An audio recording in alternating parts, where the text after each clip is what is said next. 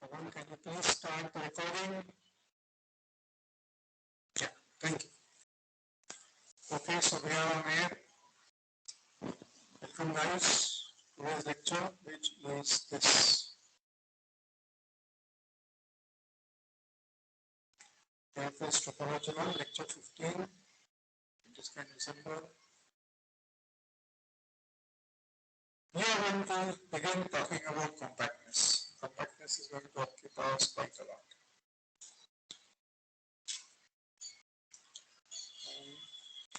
As far as topology is concerned, compactness can be thought of as a generalization of the notion of finiteness. This has been said for the last 100 years perhaps. There are various articles also of this kind, that how compactness is just like finiteness. And time to time, various young people make this discovery and write another article saying, no, compactness is just like finiteness. And after 10, 20 years, another one writes such articles. Okay, all right. Now, but there is another basic model for compactness, namely the interval. Interval and other bounded closed subsets of Euclidean space are compact. So that is a basic model in the sense that many other interesting compact spaces are made up by gluing pieces of these. That is to say, as a quotient of a finite disjoint union of compact sets of this type. So we will begin with definition of compactness for topological spaces. Now, mic check. Do you guys hear me? Yes, sir, but there's a lot, when you're speaking, there's a lot of disturbance. Sorry, say that again. I can't hear you. Hello? Uh, Can you hear me? I can hear you, but when you're speaking, at least on my end, there's a lot of disturbance. This is not there when you're silent, but only when you're speaking. When I'm speaking, there's a lot of disturbance. And when you're Yes, sir. silent, there's no disturbance. That's fine. Okay. Is this explained shared by others? Is this a common Yes, concept? sir. Yeah, every time I speak, Yes. there's a lot of disturbance. Yes. I don't know what is wrong. Yeah, sir. Please connect your earphones properly, I think. Now, is it okay now? Yes, Yes, yes, sir. it is. Okay. It is clear now. Great. Okay, thank you. All right, so now we can go on. Good, you told me this. Thank you. So as I was saying, compactness has a certain notation which I read on the board here. And let's begin with the definition of compactness, which I take it that all of you know, which simply says that. Sir, sorry. Yeah. I'm sure you're sharing your screen. I am not. Yeah. Not for me, at least. Okay, okay. No, I am not. Thanks for telling me. Screen share is now on. Okay, there we go. All right, we have lost 3 minutes in all this, but now let's make up for that. So now I can say it and show it to you again that compactness is like finiteness in many respects. And also there are some important compact spaces, namely closed and bounded subsets of the Euclidean space. These are used as building blocks for other spaces. That's why they are very important basic compact sets. Now the definition of compactness for topological space is very easy. All of you know that. It says that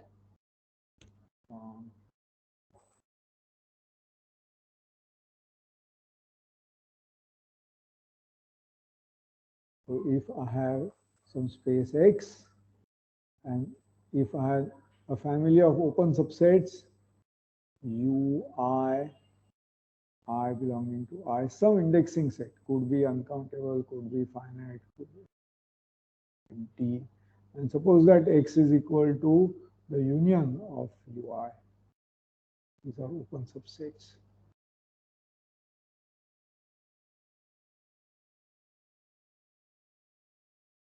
Then there exist finitely many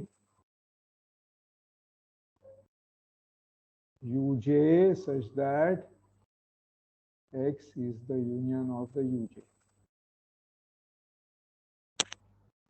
This definition all of you know. Therefore, first question is the empty space compact?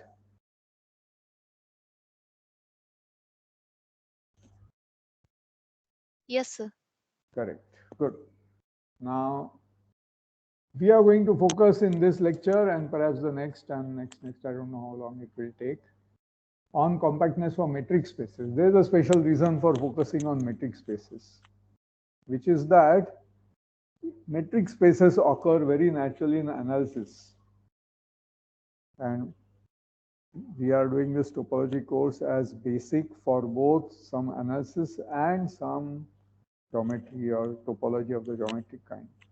So when we deal with metric spaces, there's an interaction between the metric and compactness, and that is very important. That's why we want to study compactness for metric spaces.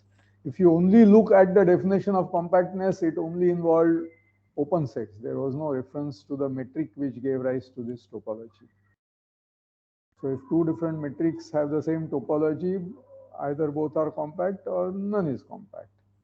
So that's not a metric property in that sense, but it interacts with metric properties. That's why we want to study compactness for metric spaces.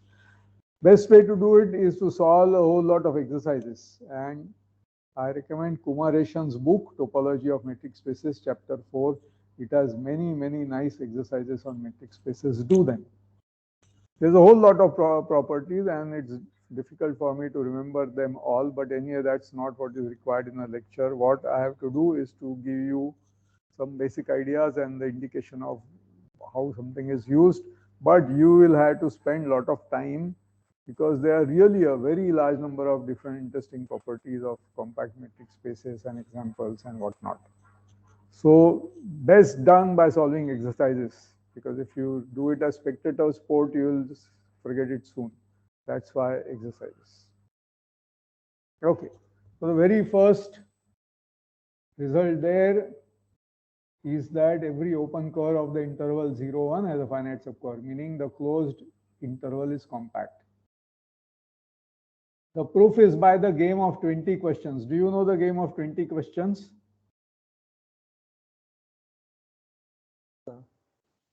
Yeah? Anybody knows the game of 20 questions? Answer yes or no? Yes, sir. Yes, you know. Did you learn it before you were 10 years old? I don't remember, sir.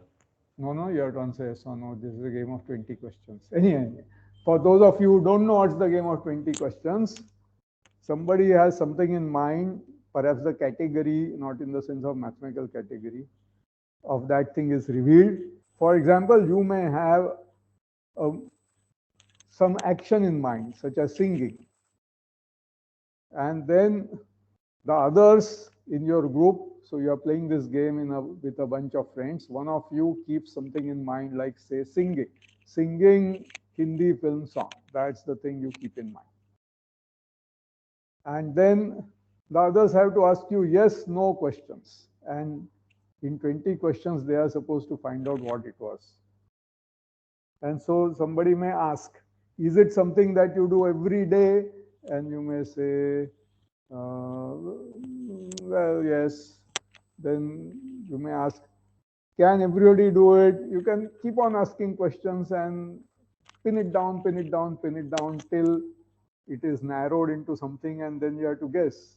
After it becomes sufficiently narrow, even then it doesn't become a single term set of them. Infinitely many, in 20 questions it doesn't. Okay, so maybe many of you have played the game of 20 questions. So I'm going to use the game of 20 questions to prove that 0, 1 cross 0, 1 is compact. So I'm going to draw, let me use it to prove that 0, 1 is compact. Okay, there it goes.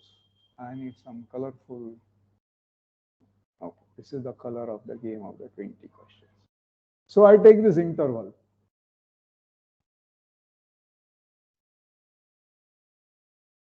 And I have this open cover UI. Okay. Now I take the point half. Now I ask, my first question is, does this interval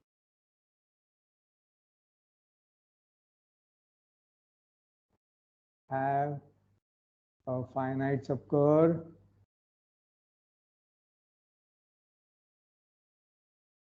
And if you say yes, it has a finite subcover, then I ask, does this interval, this have finite subcover?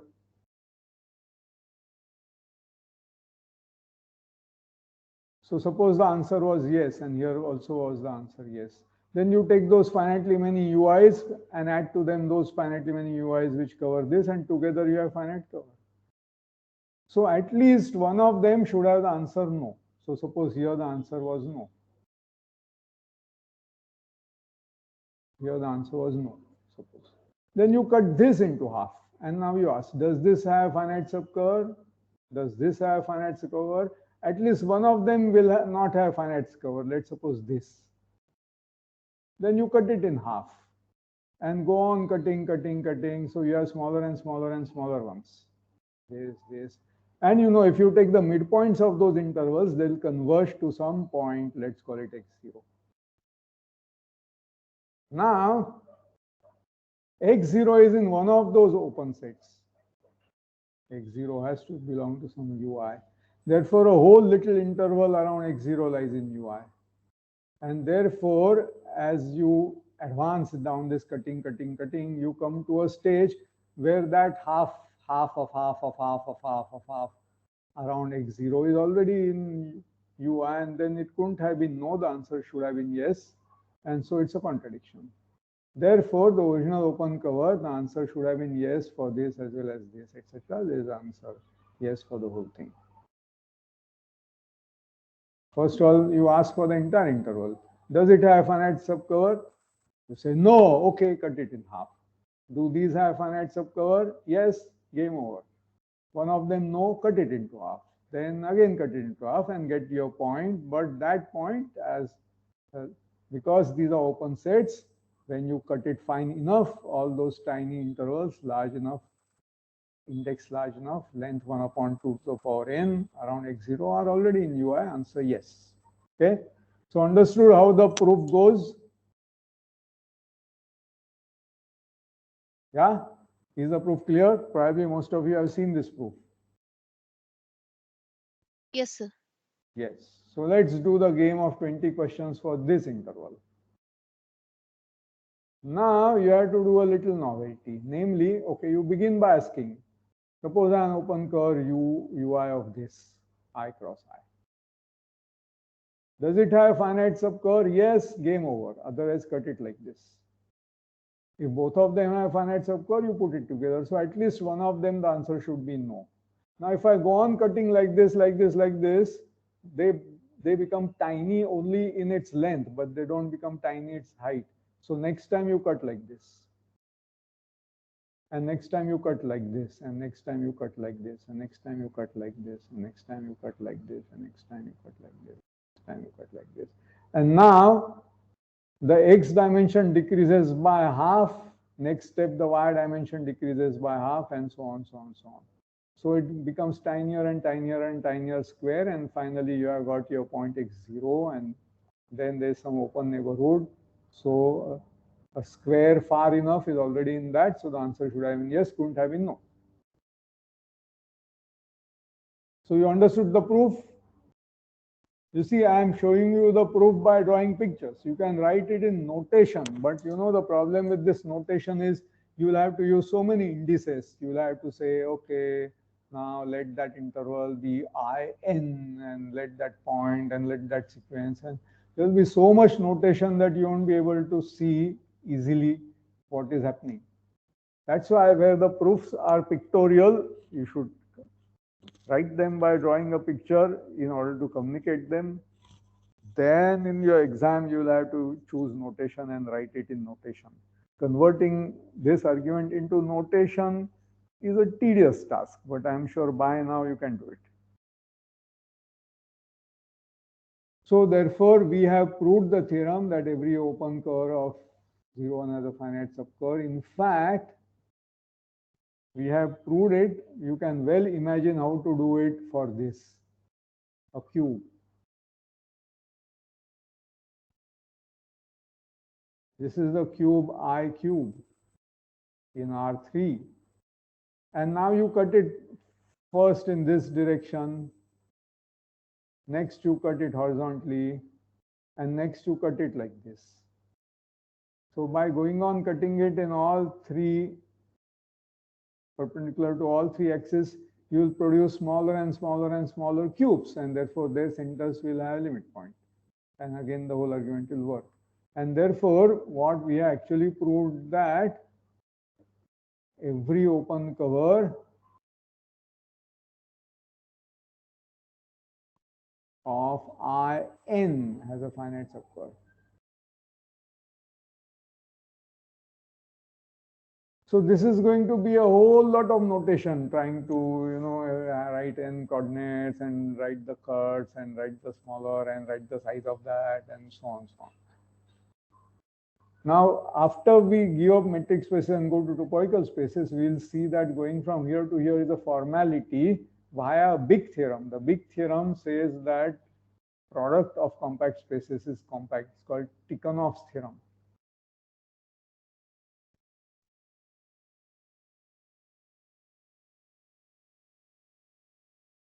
That we'll address at some point probably. Okay.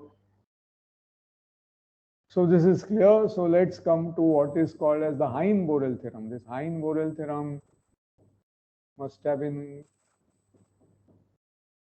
these are some 19th century people, probably 18 something, 1820 or 1830 something. Maybe later, I don't know exactly. This Borel is Emil Borel and not Armand Borel, who was the mathematician famous in 20th century. Okay. But this is the earlier Borel, no relation.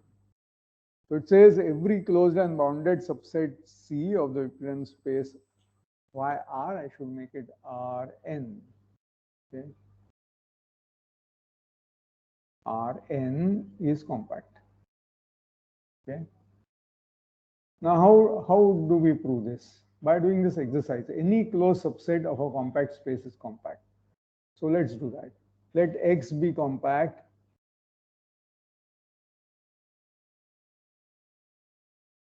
And C is a closed subset, is closed. And UI open cover of C. Now remember, C has the subspace topology. Therefore, every open set in C is of the type UI is equal to C intersection VI, where VI is open in X. That's the definition of subspace topology. And so we get an open cover of X. If I take all the VI's, okay, I take those. So this is sure to cover C, but there may be some leftover things, but luckily you can add to it one more, you can adjoin one more open set, namely X minus C. This is open as C is closed. And now this together with this is an open cover of X, but X is compact.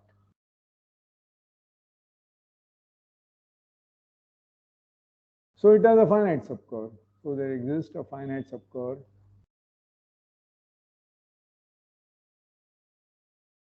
which may be VI1, blah, blah, blah. You see what I mean by having to write something makes indices and subscripts of subscripts, and perhaps you need X minus C. I don't care whether you need it or not.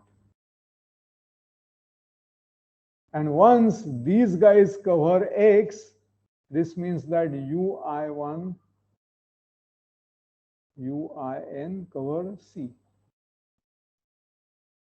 Because this X minus C doesn't help at all, you can discard it and intersect all the rest back with C, and they cover C, and those are the UIs. So QED. So now we have Nearly finished 20 minutes, 1/3 of the lecture. So time to ask you my statutory question, which is any questions on this page. We have finished 1/3 of the lecture. Any questions? Sir, in this proof that Yeah. every closed set of a compact set is compact, Right. we can omit using x minus c. We can omit using x minus c not for covering x, but for covering c. To cover x, you may need x minus c, you see, after all. Isn't that clear? Why, sir? Can you please explain that more? Sure, very simple. So suppose I draw a picture, so it will be clear to you, very clear to you pictorially. So let me change the color so you will see it very clearly. So suppose this is x, okay? And suppose this is C, C is just this point, okay? Then I might have the open set U1 equal to singleton C. C is a single point, right? Yeah. Now, Yes, sir. now for V, I can take any open neighborhood here. This may be V. So this is equal to V intersection. So that single point I'm calling P. Let me call that point P, otherwise it looks confusing. Okay. But V doesn't cover all of X. You also need the complement of that point. Yeah, this picture. Is it clear to you? Why Yes, I sir. need, so I need X minus C to cover X, but I don't need it to cover C. Okay. Any other questions?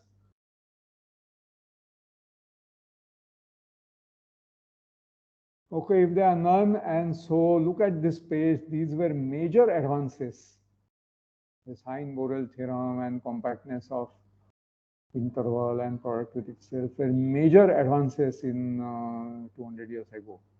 Now they look very simple. Okay, so we did this exercise that any closed subset of compact space is compact, and Hein-Borel theorem showed that this kind of a box is compact, and if there's a bounded subset, it says every closed and bounded subset of C, because it is bounded, it is inside some such box. That box is compact, call that box X. And C is closed, so C is closed subset of compact space, and therefore C is compact. So that's the proof of Hein-Borel.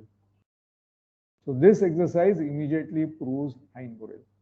Now I wish to emphasize to you what is meant by boundedness of a set. Can you tell me when do you say a set is bounded?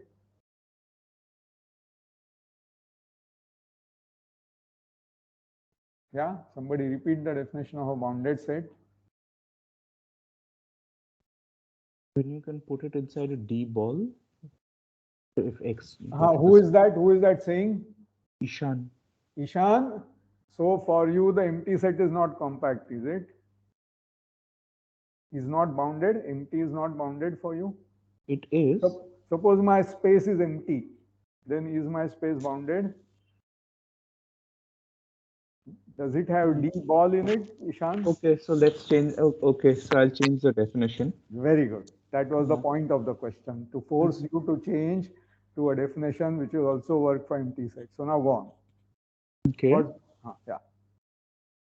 What's a bounded set in a metric space? And now you know that the metric space could well have been empty, and the empty set has to qualify as bounded. Initially, I thought that for every pair of every point that you still work. think in terms of points. Okay, here. No. But if I can get a very ball, good. yeah. No, that's okay. Here it is. Therefore, I have written the definition and I hid it. You see, it was on the board in front of you guys, and I hid it by just going down. Huh? Yeah, this is vacuously satisfied in an empty set. I was imagining this, Ishan, actually, that that this googly ball was prepared to take a wicket. I didn't know whose wicket it will take, but therefore the ball was bowled, and here it is. So this definition is going to work. Yeah. All right. I had my entertainment. You see, your teacher needs entertainment to enjoy his lecture. And often the material is so nice that I really enjoy that material. It's like singing a favorite song again. But if there's some additional entertainment, it's always welcome. So that's good. Um, now let's come to special metric properties of compactness. Let's continue. So suppose I have a metric space X comma D. And this is a compact subset of X. Then C is closed and bounded. This, to say it is bounded, I need a metric space. Closed, my argument was purely topological. In this closed argument, I didn't use any metric. But now I'm saying if our space happens to be a metric space and I have got something compact, then it's closed and bounded. Okay. So tell me how. So closed is fine. I'll move to. Hello. Yeah. Why is Yeah. closed fine? Yeah. Well, it's a bit. So do one thing. You take the complement of the set and you take a point in that complement. Yes. Okay. Yeah. And then for each point in the original set, which you were claiming was closed, you take a sequence. You take a bunch of points. Okay, and you can separate. It's a metric space, so you can separate the point outside with the points inside via disjoint open sets. Okay, those disjoint open sets are going to cover the set C. Yeah, but C was a compact, so there's a finite set. And now take the intersection so that there's a finite cover. Maybe it comes from a bunch of points P1 to Pn. Okay, and corresponding to each of the PIs, there was an open neighborhood of the point outside, which was being used to create this separation. Yeah. And now just take the intersection of the points which were the neighborhoods corresponding to the PI. Very good. Yeah. So who was this speaking? Ishan, the one you dismissed with the one, the one who gave me some amusement over bounded. Yeah, that is a terrible thing. I usually have. No. You should learn to enjoy it. You know, we all make mistakes. See, mathematics is unique in the sense that we all the time make mistakes. Nobody can be arrogant. Every mathematician makes plenty of mistakes. It's our common experience to make mistakes. And therefore, and also we easily admit mistakes. I don't know whether this extends to outside mathematics. Meaning, does a mathematician easily accept mistakes which he or she makes in ordinary life rather than in mathematics, or will go on fighting like others? Or will a mathematician even in ordinary life say, no, I was wrong about the bus coming there early, and will be equally prone to admitting mistakes outside? I wish it was like that. I don't know. Okay, now. So do you want me to answer the boundedness portion? No. Yeah, I have to now draw a picture and show your answer. So Ishan's answer went like this. So let's draw this X. Okay, this is Ishan's answer for closed. And inside that was a compact set. Let's call it this. This was compact. This was C. And you are asked to show that C is closed. So Ishan's idea was to show it is closed, you take some outside point. Let's call this outside point P. And you want to create a neighborhood. Let's call it U. So that U intersection C is empty. If you do that, it shows that X minus C is open because P belongs to U and that is contained in X minus C because U intersection C is empty. So he wants to create such a U. So his idea is, okay, suppose C was a single point. So suppose C was a single point Q. Then this being a metric space, all that he is using is that it is Hausdorff.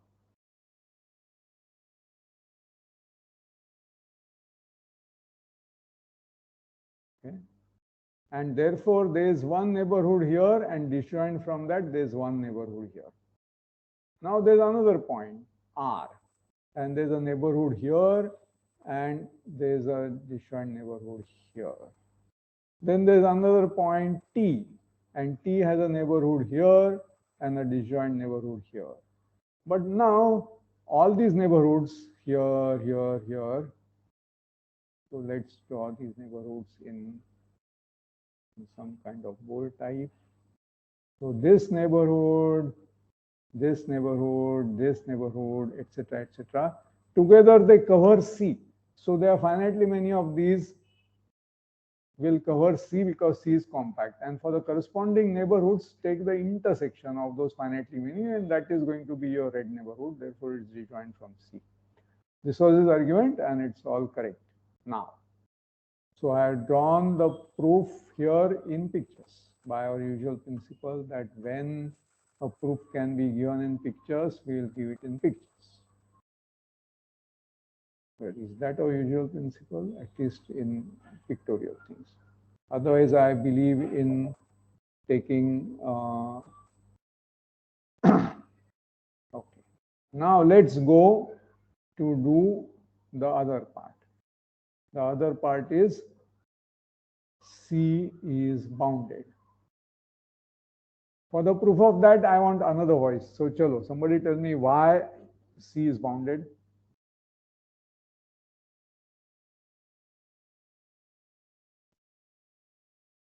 So, very simple. If X is empty, then C is bounded.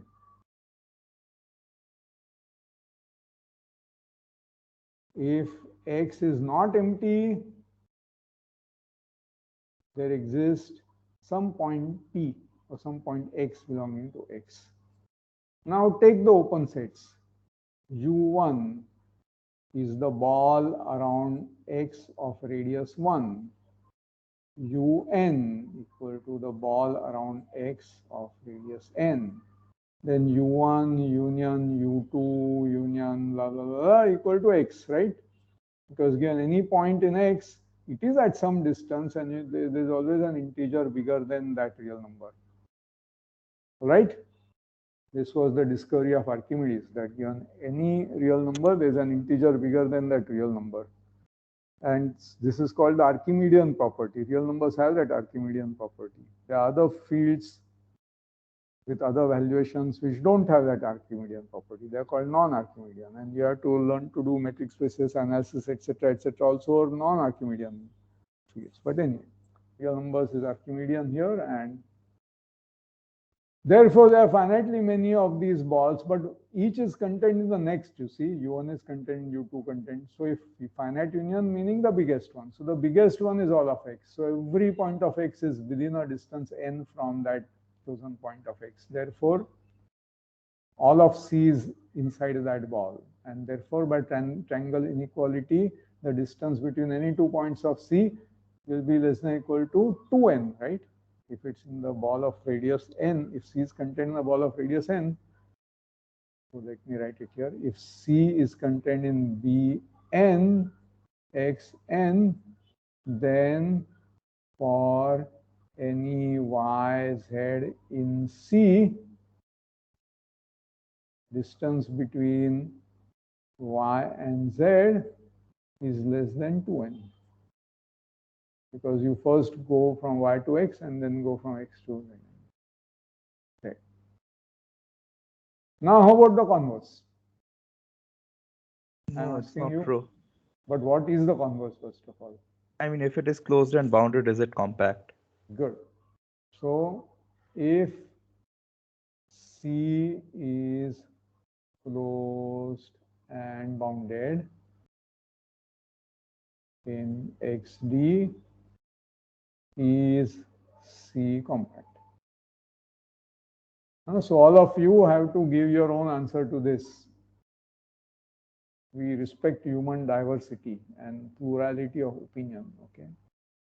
Therefore, I won't impose any opinion on you on this point, and arrive at your own individual opinion as per your inclinations. Remembering you are a unique individual. Great. Okay, all right. So let's go to the next statement. Let X be a Hausdorff topological space and C a compact subset. Then C is closed in X. That we proved. This was a proof of that. Because as we pointed out, Ishan's proof only used Hausdorffness. He never referred to actual distances. So the next. Let XD be a metric space. Then the following are equivalent. You see, there are many equivalent formulations of compactness. That's because compactness is very important. It's important to recognize compactness. There are many ways of recognizing compactness. And once you recognize that something is compact, all those other properties follow. You don't have to separately prove them for your example. This is the whole point of generalization. So we have the notion of compactness. It's going to apply to a whole lot of metric spaces. You're going to recognize those are compact by one or another of the equivalent conditions. And then all the other ones are ready-made for you to apply instead of again relying on the definition of that metric space. Okay. This is the theme of abstracting in mathematics. Okay, so let's look at various equivalent statements. I want to prove some of the equivalences. It's difficult for me to remember half a dozen different equivalences and their proofs. So let's see what are the ideas. So the book of Kumaresan, metric spaces, will give you all kinds of proofs, interesting proofs. The book that is prescribed to you, Simmons, will also have various equivalent statements and their proofs. And this is, let me take this opportunity to make a comment on various such proofs. You see, some books try to be very cute, let's say, very neat. Not a very complimentary word in my vocabulary. Now, they arrange the various equivalences in a certain order. So that first implies second, second implies third, third implies fourth, blah, blah, blah, blah. And finally, the last one implies the first one. Yeah, you have seen such proofs of equivalences? Yeah. Yes, sir. Yes. And perhaps you found them very neat also. You also found them very neat. Now, my problem with such proofs is sometimes I have only two properties in mind. And I want to know their equivalent. And I don't remember all the other 12 properties. And I don't know in what order they are arranged. So in what cycle I should go to prove that this is equivalent to that.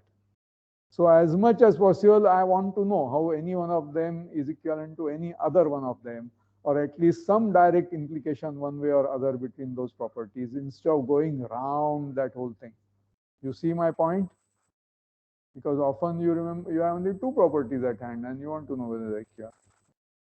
So it's important not to fall into these neat proofs right in the beginning. It's okay if you're writing a research paper, you don't have much space. Therefore, you compactly arrange it in such a cycle that you give. See, there are n statements and the equivalences are going to be therefore n into n minus 1 implications, right? There are n into n minus 1 implications and NC2 equivalences. So instead of n into n minus 1 equivalences, by proving it cyclically, you only have to prove n equivalences. So your proof becomes enormously short if you have to write all the equivalences in a research paper or in a book and there's page limit naturally. So you will give the cyclic proof. But for your own understanding, have all those n into n minus 1 arguments if you can. Okay. So here I have written for you 4 equivalent statements. Let's read. The topological space is compact, which means every open cover of X has a finite subcover. We began with a metric space. This doesn't refer to the metric at all. Now, this also doesn't refer to the metric. Every sequence in X has a convergent subsequence. This says every infinite subset of X has a limit point. Again, a very topological statement. This says X is complete and totally bounded. Complete is a very metric property and totally bounded also is a very metric property. I'll explain this metric property. Okay. There's one more statement here. Every continuous function, so let me draw the arrow here, from X to the real numbers is bounded. So we want to look at arguments which take you this way and that way among this collection of statements. So let me start with the first one. Tell me how to go from 1 to 2.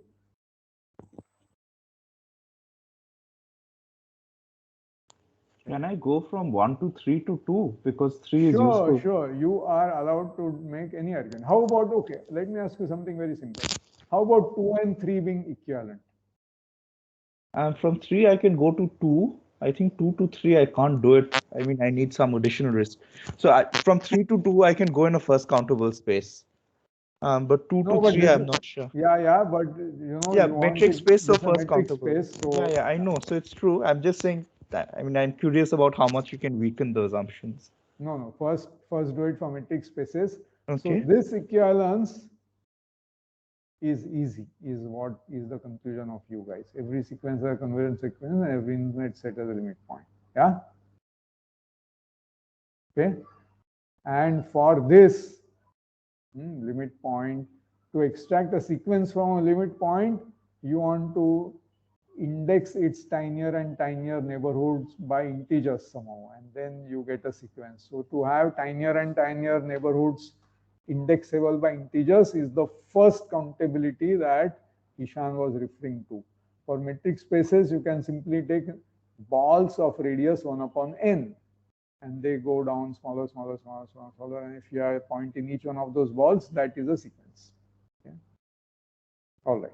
So who is going to rapidly tell 2 implies 3? Bolo.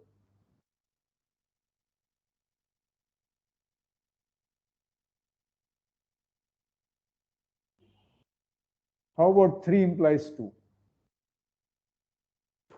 Well, 3 implies 2, I could go ahead with. Tell. Okay, so let's take a sequence. I'm just going to call the sequence. Oh, I'm going to draw pictures. I'm not going to draw notation. So here is the sequence.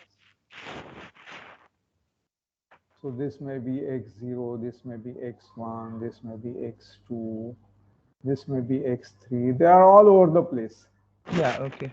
Now you want to show it as a convergent subsequence. What does convergent subsequence mean? Mean you choose I1 less than I2 less than I3 less than, and you look at the sequence xi1, xi2, and this should converge to something x in x. Yeah, so how will you choose a convergent subsequence? Yeah. In fact, initially I won't choose a convergent subsequence, but I'll get there.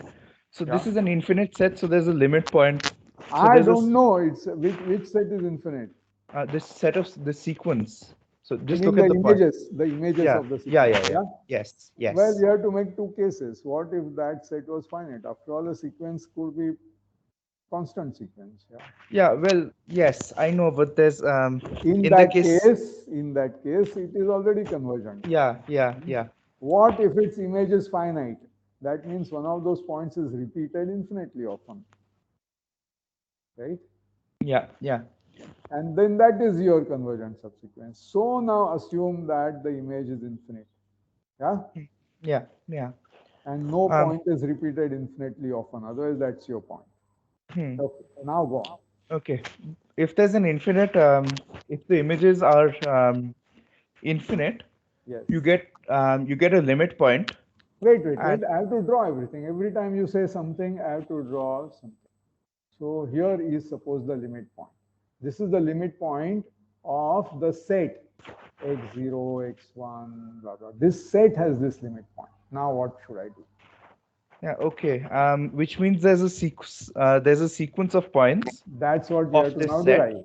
That now I take a ball of radius 1, and in that there is a point, let's call it x5. Then I take a ball of smaller radius 1/2, and there's some point there, because this is a limit point of that, and it's not already a point there. There is another point.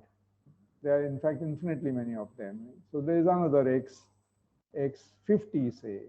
Now you choose an even smaller neighborhood around there and choose a next fellow and so on, and that will be a sequence which is a convergent subsequence to that point. Okay. Or even when you're choosing this x5 and x50, at one point, I mean, you can of course say choose x5, and then since it's a and in the smaller ball choose something which is bigger than x5, and that you can Correct. do because Correct. yeah. Yes. But one thing you can do is you just pick a sequence of which is not necessarily a subsequence, but it's convergent, so rearrange it. That's also possible, provided you have to show that yes, you can rearrange it. Okay, now, so is the proof clear to everybody? Which implication did we prove? We proved 3 implies 2. Now how about 2 implies 3?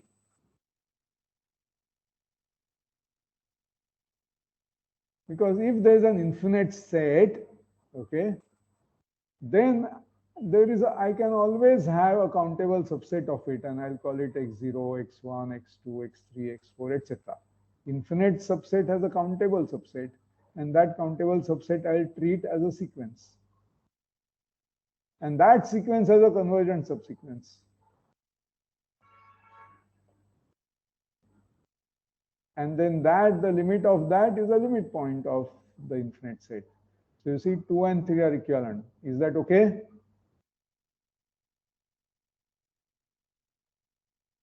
All right. Yes, sir. Yeah. Now how about linking it with 1? So I could go from 1 to 3. Okay. I'm not sure about 3 to 1. I mean, if I think. All right. Yeah. Tell me how to go from 1 to 3. Okay. You pick. So let's say that the infinite subset. Yeah. Yeah. Okay. Every infinite subset of X has a limit point. Well, Yeah, suppose it did not have a limit point. Did not Yeah. have limit point. Suppose it did not have a limit point. Then so let's just call this infinite subset some K. Okay, because eventually I think Suppose I'll use K that did later. not have a limit. Yeah. K Okay. is infinite, has no limit point.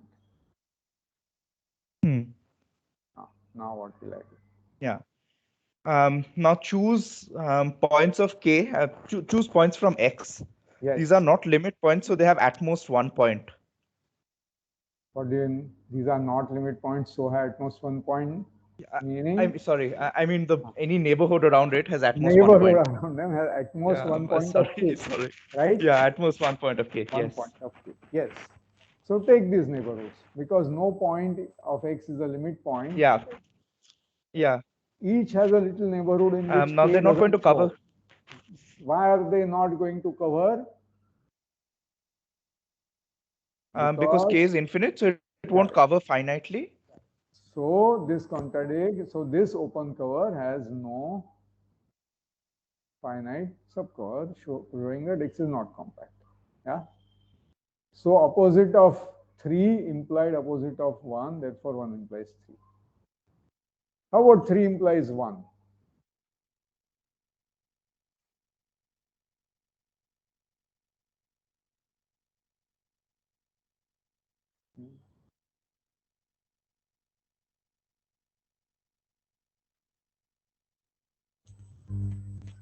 Okay, how about showing 3 implies 4 or 2 implies 4?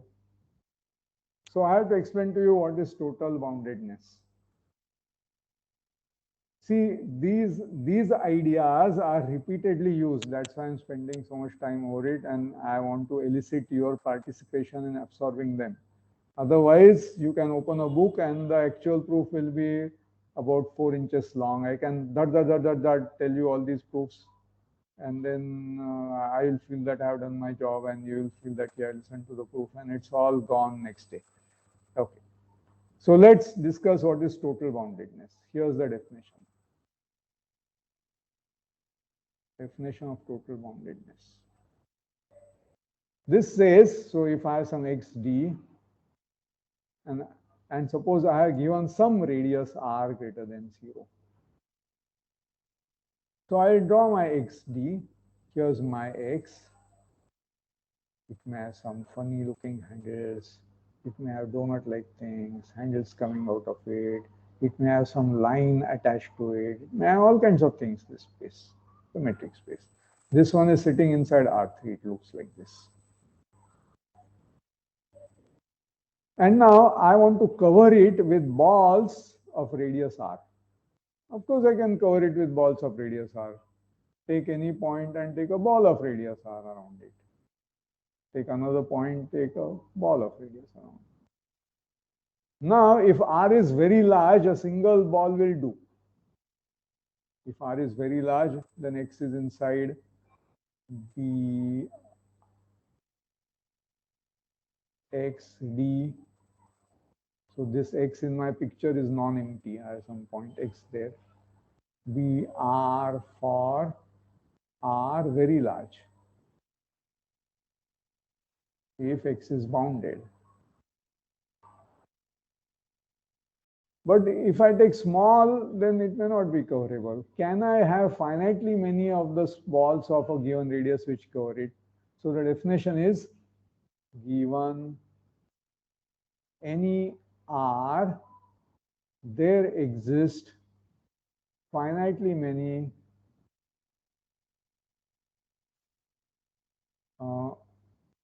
balls, or there exist finitely many points such that each point of x is within distance r from one of these points.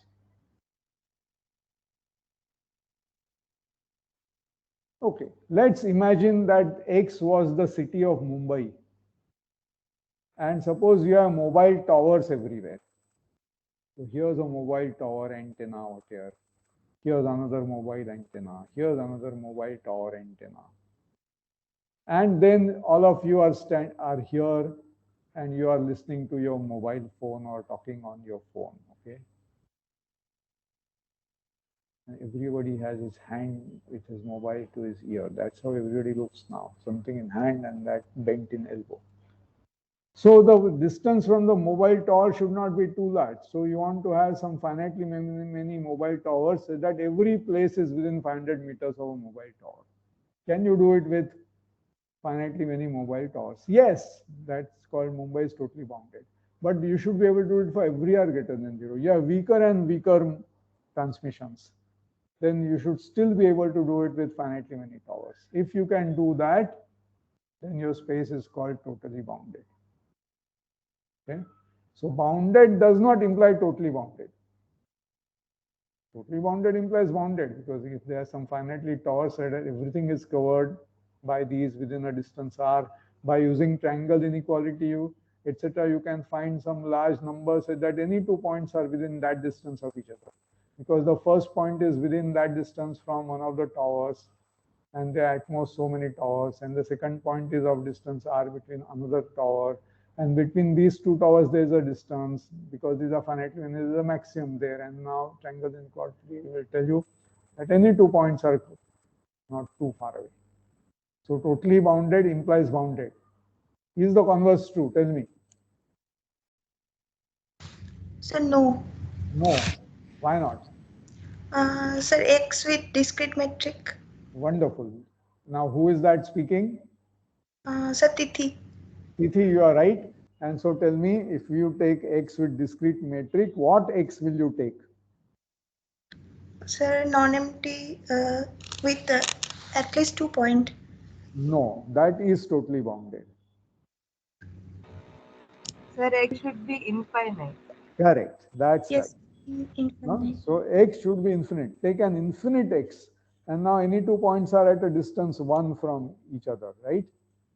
Therefore, if I take a single ball of radius, say 2, it contains all the balls, all the points. All the points are in a single ball of radius 2. So your mobile tower, if it has power 2 kilometers, then it reaches everybody, because everybody is at distance 1 from the tower. Everybody is at distance 1 kilometer from everybody else. So mobile power with power 2 reaches. Suppose I take mobile tower with power 1/2, then I'll need as many mobile towers as the points, because between there's no other point. Any other point is at distance 1. So if I even take the open ball, there is no other point in distance 1. So a mobile tower of power 2 kilometers, 1 tower suffices. But once the power of the mobile tower is less than 1 kilometer, you need as many towers as the points, and there are infinitely many points. So you need infinitely many of these balls. So it's not totally bounded.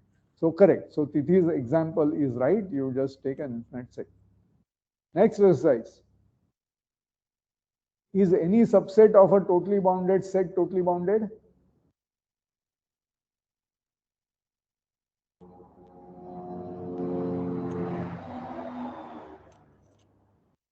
Yeah, what do you think? Any subset of totally bounded is totally bounded. True, false, proof, counterexample.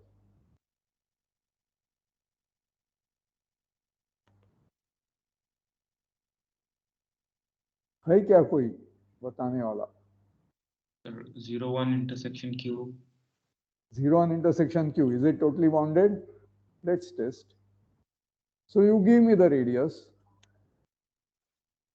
I'm going to show you how it's totally bounded. Here's your example. Yeah. Let me go here. Okay. So this is 0 1. And the points of Q are these.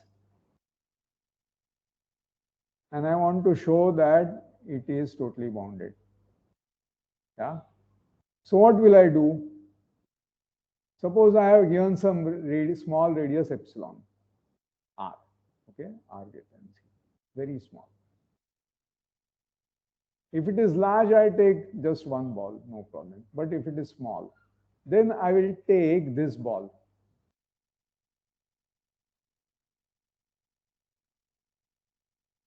This point is r.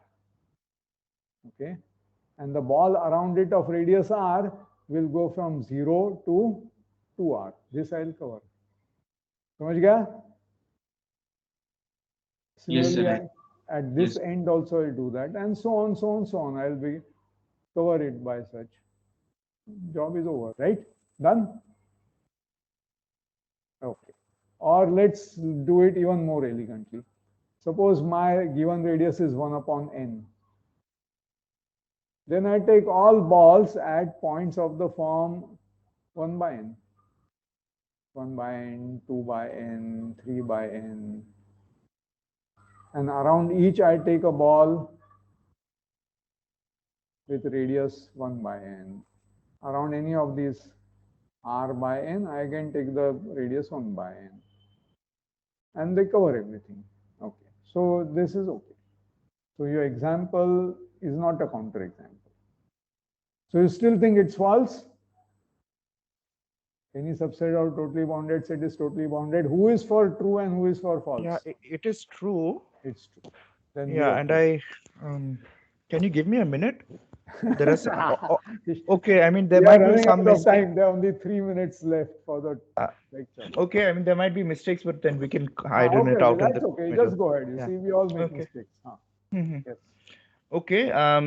So let's say you have a set A which is totally bounded, Right. and you have a subset B which I'm going to say is indeed totally bounded. Yes. Okay, you pick an epsilon for B. Right. Okay, and I need a finite thing. Correct. So let's cover A with let's choose points A1 to AK. Okay. Yes. Such that epsilon by 2 balls around them. Done. I was just waiting to hear you say epsilon by 2. You have said it. Okay. Done. So you guys understand, I'm not letting Ishan tell the whole proof because that is depriving people of do-it-yourself fun. So yes, this statement is true and the argument is an epsilon by 2 argument. And then I leave it to you guys to give the proof. Okay, these notes are soon going to be in your hand, and we are going to continue this lecture tomorrow because we have to really understand the various disguises under which compact sets occur actually in mathematics, especially in analysis. They come in all these disguises. And then more, in analysis, there are metric spaces of functions, C01 as it is called, continuous functions on 0, 1 with sup norm, or LP spaces, L2. There are all kinds of function spaces in analysis. They are vector spaces, but they also have metric, and they're infinite dimensional. They cannot be studied simply by linear algebra. To study them, there is the subject called functional analysis. How many of you have had courses in functional analysis so far? Okay, doesn't matter. You should soon have courses in functional analysis if you have not had. And so we want to extend this understanding of compactness via in metric spaces also to such function spaces. And there are some special theorems. There is one theorem mentioned in your AFS syllabus called Ascoli-Arzela theorem. So I want to talk about that also. So revisiting this plus talking about Ascoli-Arzela, etc. will go on tomorrow. If we don't finish it, it will go on in the week after that. Because as I see it now, I'm going to devote rest of the time to compactness, its relative version, group actions, and how group actions interact with compactness, etc., etc., etc. But I want to give you one exercise before we close, and here's an exercise. So let me put an extra page and go to that and say that I have a new exercise.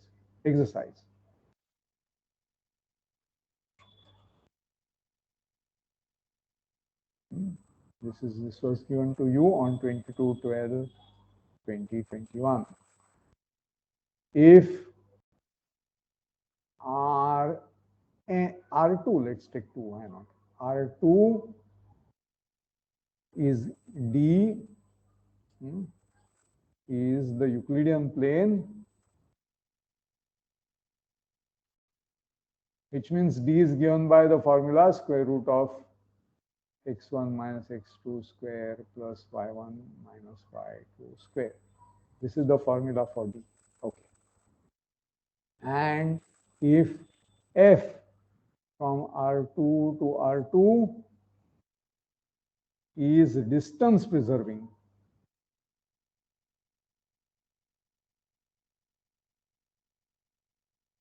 show 1, F is bijective. 2,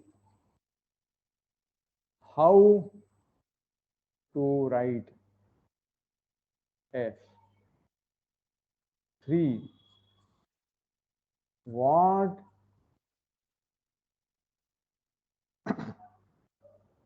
and our distance preserving isomorphism.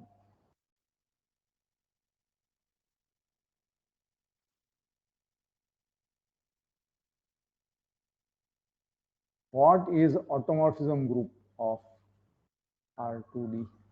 What is this group? What is the group? Okay, questions clear? Does this look correct? And hint,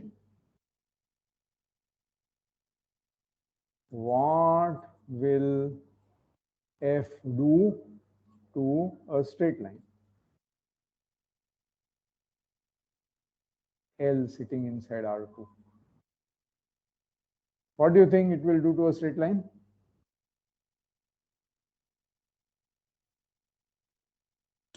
It will just Again, map to It will remain a straight line, right? Because there is this saying that straight line is the shortest distance. How can a line be a distance? So clearly something wrong with this sentence, but it has some truth in it. So straight line is the shortest distance. Well, and distance is preserved, therefore shortest distance remains shortest distance, therefore straight line remains straight line. This is the argument you have to make precise. What will it do to angles, you think? So find that out. Yeah, so this is the exercise, and now I'm going to end. So to begin with, I'm going to stop sharing